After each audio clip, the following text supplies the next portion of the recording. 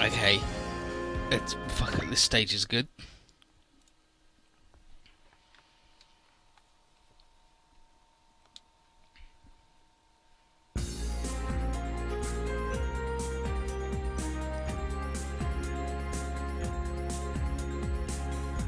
So here we are in the DAEM transport ship hangar, talking about Scott Labs and Trier in particular.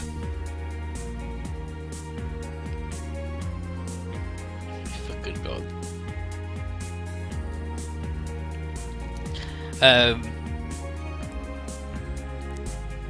Here, and what Hibike's repeating, Duo says that Trier. He says Scott Lab is the city where only weep.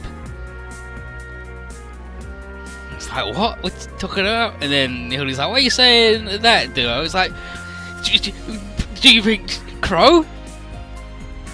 Is Crow the crying Oni? And it's like, oh yeah, it's Crow Bruce, the test pilot at Scott Lab, right? It's like, yep, we know Crow and the Dimensional Beast Hunter system, the DM Buster. It's like, yep.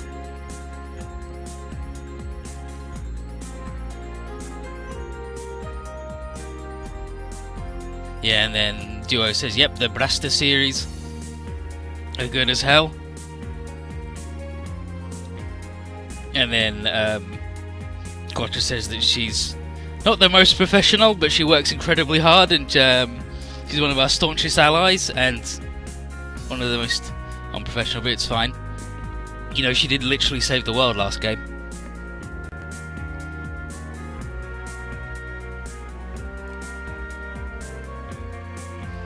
But, yeah, she's apparently called us up for a little help. And like, yeah, well, the Gaia Kingdom's a bit, like, out of the running.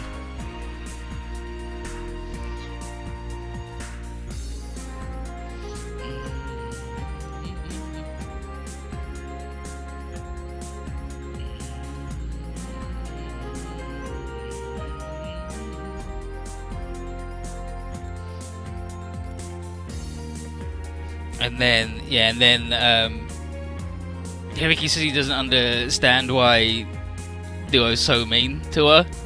And Callan's like, don't worry. Trier's always given us good backup. And they say that Aoyama, Callan says that Duo, Aoyama, Lock-On, and Crow are called the Misfortunates, the Unfortunates. But she's helped us a lot, and Z3.2 need all the help they can get until Amuro comes back. Yeah, so this is where he makes fun of Duo, and it's like, yeah, she's mean to Crow all the time, and it's like, hey, she's still good, it's just, you know, we're the unlucky ones, alright? But Duo has a lot of sympathy towards Crow. Kurtz, on the other hand, doesn't know, he's like, it's like, what's up, Kurtz? He's like, I don't know why Lock-On and, he says, I don't know why, Lock-On and Aoyama invited me to be one of the unfortunates. And then Cameron said, don't worry, you'll know. You'll see soon enough once you meet Crow. At Scott Labs? Maybe. One day we'll meet Crow again. And then Kurtz will figure out why he's going to be part of the Unfortunates Club. The crew.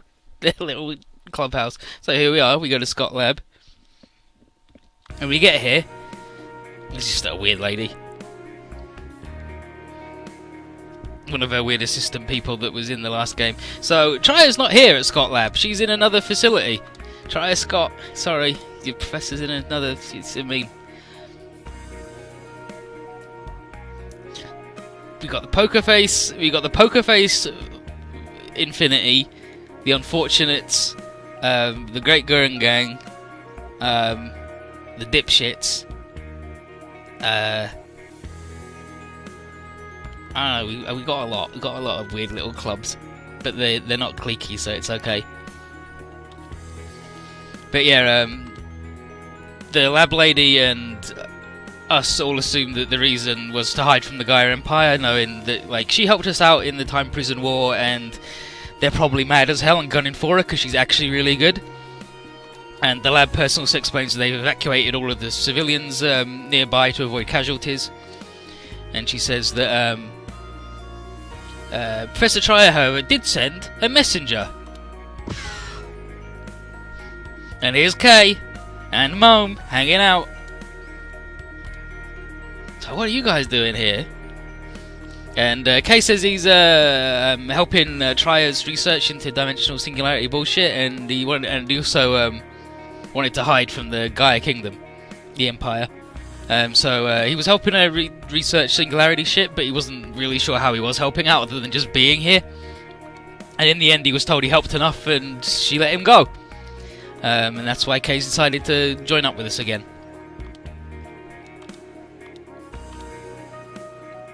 She seemed happy enough.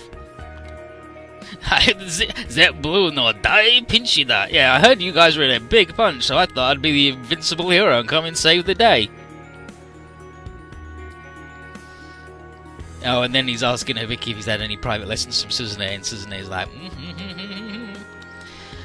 but here Kay gives a code, transmitter code to the lab member, so they can talk to Trier.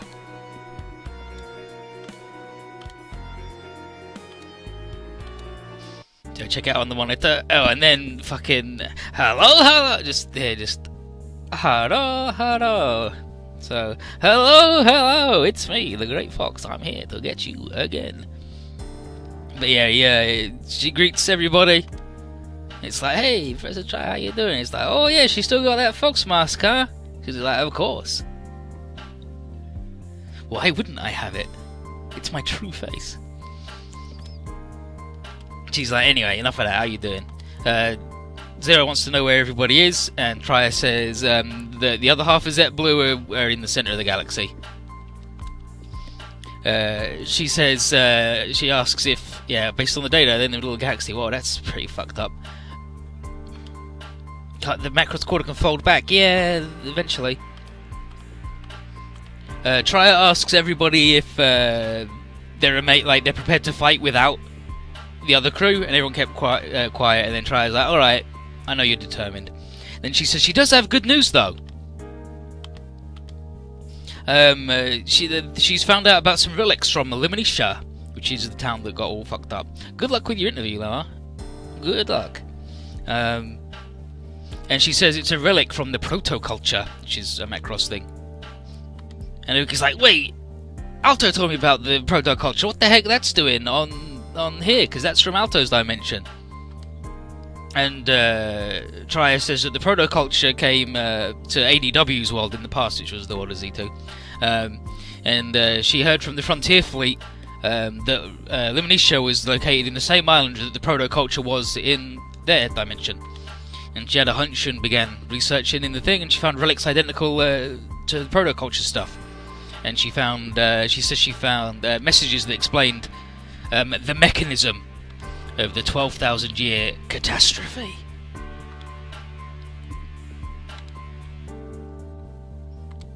And she says the end of the universe. So the result of life energy disappearing from this galaxy. Life energy. And then Quattro says, that reminds me, Basara's been saying something similar. From what I've gathered from the relics, it's something that universally occurs. All living matter will one day reach it. It's the principle of the universe, which also means it's the key to triggering origin law. Origin law? So you mean dimensional energy? And then Hibiki, if I'm right, the sphere's dimensional energy is triggered by human emotions. And then his dark Suzume. Old fierce Suzume, I see. Now the puzzle pieces are falling into place. Miss Suzume? Making a face. And then, from what Proto-Culture had mentioned, once every 12,000 years the galaxy begins to change. The power to destroy everything and the power to exist clash in a huge amount of energy. The power to destroy everything tries to eliminate the power of existence. What triggers is a massive burst of Baal being born. And Kay says, so that means the galaxy's creating Baal. And then, Roger, as I expected, the end of the galaxy and Baal, the end of the universe and Baal are linked. Furthermore, the relics mentioned this. And she quotes, however, life will not disappear, passing through the blood of the beast, the mingling of waters, the destination of the wind, the civilization of fire, and the shining of the sun will grant the path of Shinka, which is evolution, and And she says, this Shinka they mention seems to be different from our meaning of Shinka. Which is, like, there she's spelling out the word Shinka, and here she's doing the kanji for Shinka, which is evolution and progression. But Shinka is also, in Buddhist terms, I believe, it's apotheosis. It's like, it's that word again. Seems like you're pretty interested in this, Vicky. Guess it involves, yeah, I guess it's in the blood. Huh? Sorry, but I traced your background now that you're a reactor. Your mother, Professor Lagumi, let's see what the other dude's got, because that's not a good translation of her name, but his mother's name is, she's Professor Megumi something. Let's see, oh, he doesn't fucking mention it. Nice work, dude. But yeah, Megumi Rocknold, or Lucknold. Yeah, let's do Lucknold. Yeah, Professor Megumi Lucknold was a super-dimensional physicist, and not only that, she was an archaeologist who's written some motivating articles. Some stimulating articles, rather. And then Hibiki. I'm sorry, Professor, but I've been living with my dad since I was 6. You're right. Sorry I brought it up. And then Zero. Baals. Their existence was beginning is the first step to ending the universe. It's more like it's the step to destroying everything. But I wasn't able to find out how the death or life and rebirth of this galaxy is connected. And then Roger. Although it was an abstract concept till now, we finally found a partial answer to the end of the universe.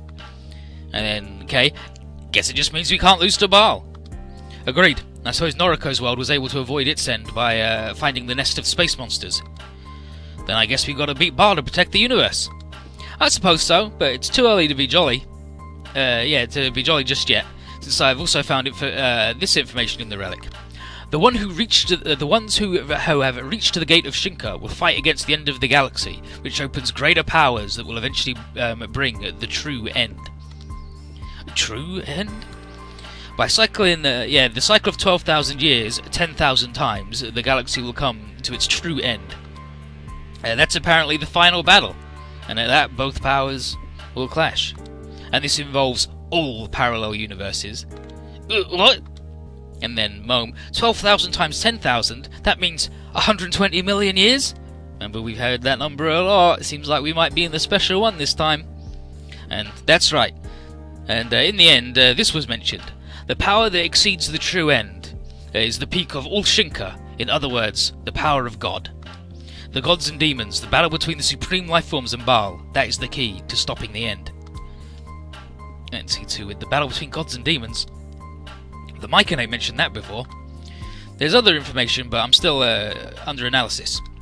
There's several concepts we're struggling with, like the Supreme Lifeform's duty or the Divine Messenger. Trying to figure these out is a real headache. However, knowing the mechanism of the universal destruction is huge. Now the question is if the current Earth can handle facing Baal. Baal, humanity's enemy, appearing from the centre of the galaxy.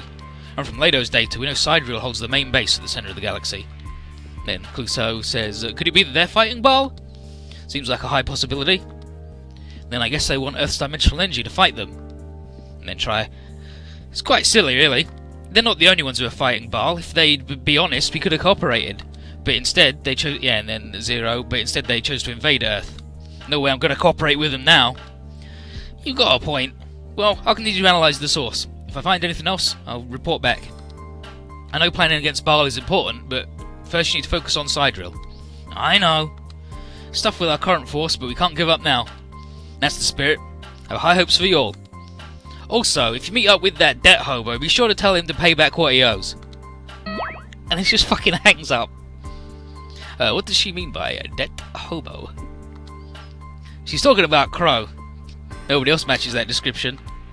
As I thought, Mr. Crow hasn't been able to pay back what he owed from the Rebirth War. The situation hasn't changed one bit. And then here's the lab staff. I didn't know Professor Megumi Lucknold had a child. I heard she passed away in an accident when she was 30 years old. Her article was the reason that I became a scientist. And then Hibiki, as I said to Professor Trier, I don't remember much about my mother. Ah, is that so? I've got to check up on Jenny, and excuse me. Off he goes. And then, Hibiki. It's been a while since I saw him that gloomy. Hard mode. Just fucking duo. He's like, wow, he's in real hard mode. Fucking dude, what's wrong with you, dude? And then Kurt's, no, I think it's deeper. There's several moments that he pushed other people away and blocked them out, but this seems different. And Roger says, I felt he hurt. I felt that he's hurt somewhere deep inside his heart. And then Lab's like, oh, I'm sorry, I shouldn't have talked about her. Don't worry, we'll keep an eye on him. Yep, right, Suzune? What's wrong, Miss Suzune? I'm sorry, I must have been focusing on Professor Try's talk. You must really like occult stuff.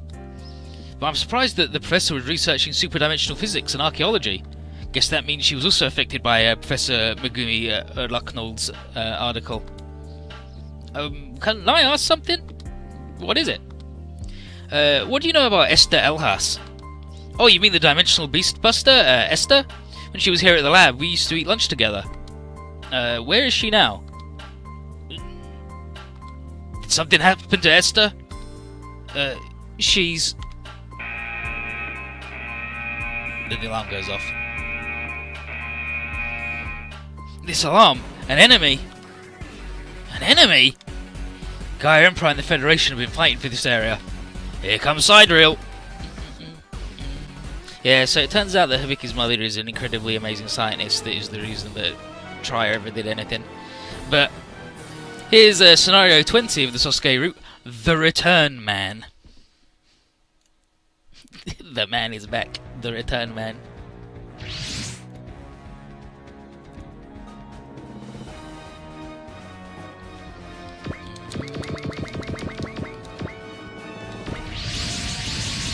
So we launch.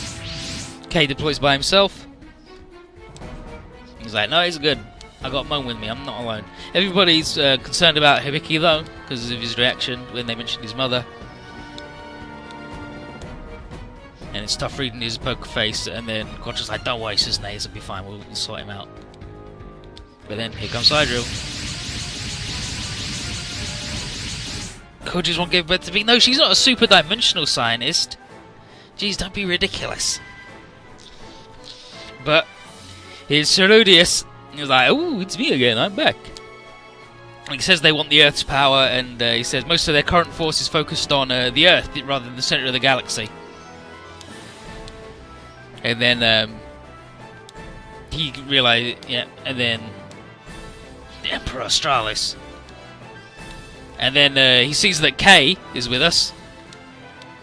And he's gonna give us the old beat 'em ups. Let's see what the other dude says.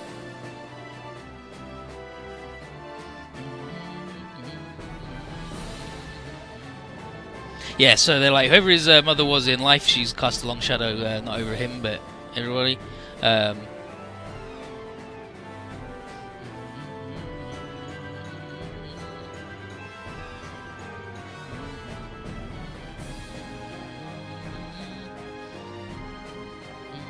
Yeah, and they're like, oh yeah, whatever happened to Hibiki's mother is at the root of why he's of his poker face.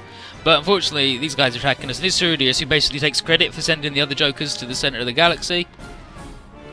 Titania asks why Sidereal are fighting Marshall, and Cerodius says, I just know that their version of God doesn't sit well with Australis. And that's why Sidereals have sent their elites. And then Zero says, well, if most of them are like Giltar, then elite isn't a totally impressive word. And then Cerodius is like, that's fair enough, I'll just have to show you what I can do. Yeah, he's like, whoa, geez, you're here, what the fuck? Alright, this is my lucky day with you here, Mr. Singularity, can't take you out. And then Zero tells us to protect Scott Lab. And Callan is like, dang it, Esther, I don't know what happened to you, but I'm going to protect the lab that was your home. How much crow is the Professor? Infinite, probably.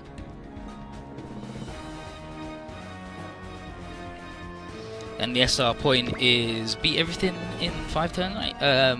Within 5 turns, achieve max tactical combat 2 times on separate turns. Which is fine. Here's K, he's good. Because he's K. Where the Joker's at? Straight down? Alright, sure. Whoosh! Bing, bing, bing.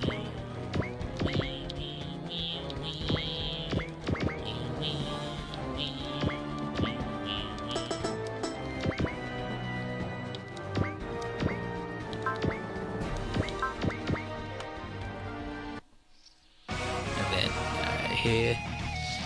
Esther, it wasn't much, but I could tell there was something off with you. Still, I truly believe that you made it back to being human even after transforming into a daemon. I know we'll see each other again, so I'll keep fighting as best I can.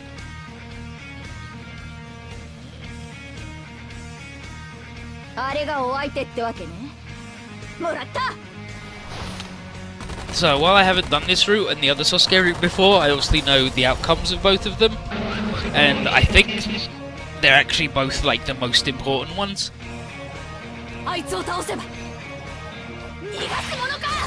Like the other one, you get to see the center of the galaxy and all the jazz that's going down there, but here you actually get like the Esther drop.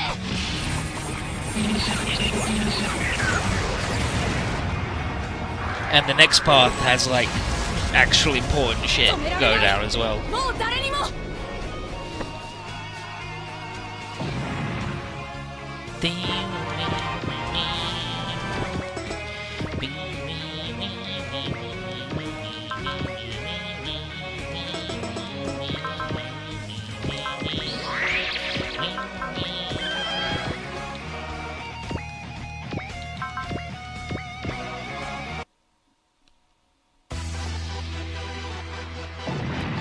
Blew that fucker up, let me tell you that.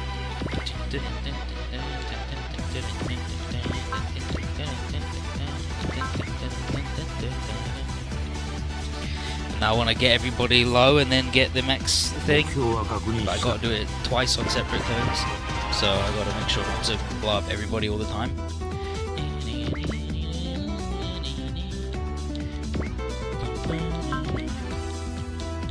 Which this dude actually will just do. I suppose I could just go wild with Kiriko 2 turns. That'll probably do it just fine.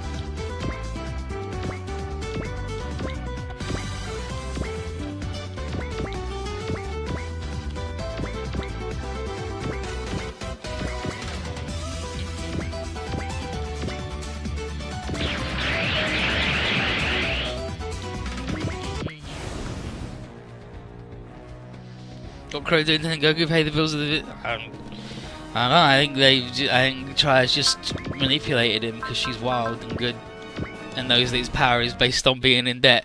And currently, the Earth needs a man to be strong and powerful and in debt.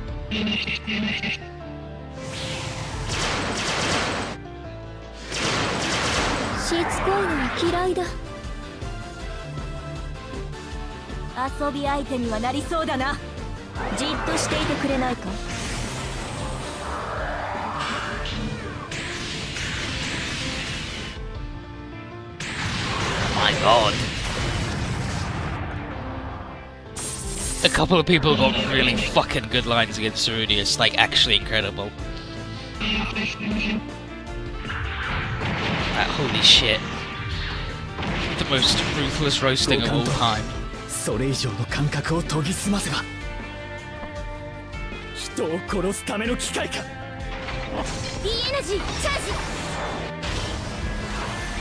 The energy charge.